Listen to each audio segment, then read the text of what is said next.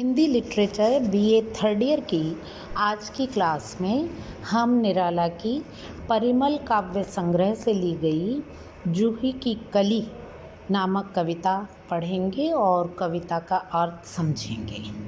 तो लीजिए, मैं पहले आपको कविता की पंक्तियां पढ़ के सुना देती हूँ।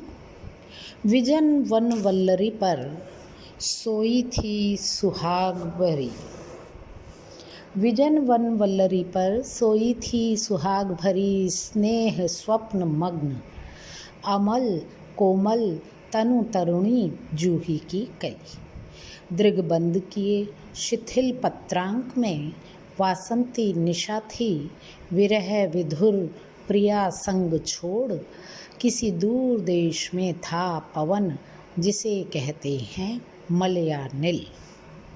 विजन वन वल्लरी पर सोई थी सुहाग भरी, स्नेह स्वप्न मग्न।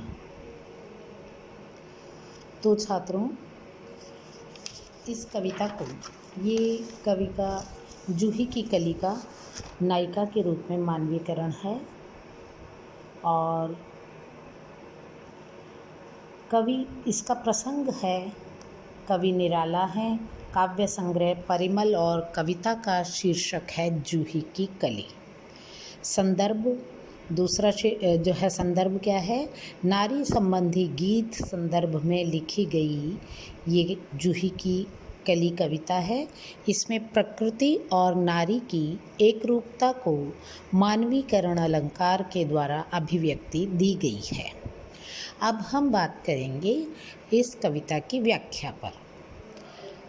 बेल यानी कि लता, बेल के वृक्ष के तने यानी मुख पृष्ठ पर लिपटकर पल्लवित होने की दशा का नायिका के परिप्रेक्ष्य में कवि ने मानवीकरण रूप प्रस्तुत किया है।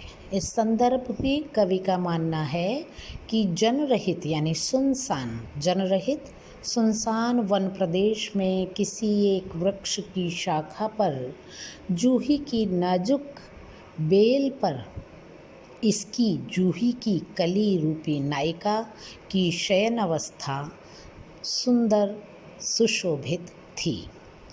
यह समय वसंत की रात्रि का था और वह कली पत्तों की गोद में सिर रखकर नायिका की तरह सो रही थी।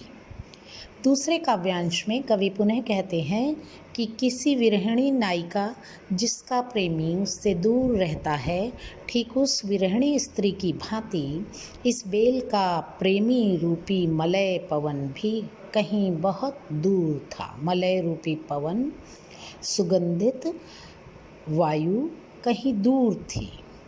और इस व्याख्या खंड का अब हम विशेष पे चर्चा करेंगे। तो कवि का मानना है कि विरहिणी के समान जूही की कोमल कली एकांत में उदास स्वप्नों में खोई हुई थी। इसका चित्रण किया गया है। कवितांश में मानवीकरण और उपमा अलंकार का सुंदर प्रयोग हुआ है।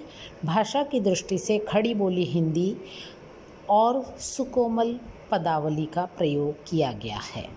विरहिणी नायिका से जूही की कली की तुलनात्मक अध्ययन को प्रस्तुत किया गया है। तो उम्मीद है आज का लेक्चर पसंद आया होगा, समझ आया होगा।